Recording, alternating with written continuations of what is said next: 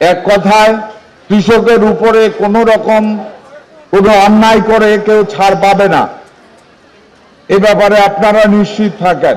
আরেকটা জিনিস আছে যে এখানে এই কৃষি কার্ডের ভিতরে আমরা কিন্তু সেচের সুবিধা পর্যন্ত রাখার চেষ্টা করছি।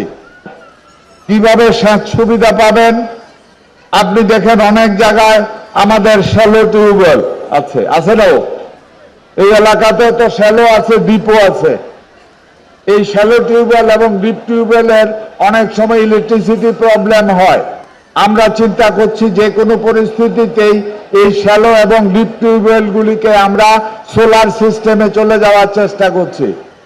যদি সোলার সিস্টেমে চলে যাওয়া সম্ভব হয় তাহলে অত্যন্ত কম দামে আপনারা পানি পাবেন, এবং ওই সোলার সিস্টেমও শ্যালো এবং ডিপ টিউবওয়েলের প্রশ্নে সরকার ভর্তুকি দেবে।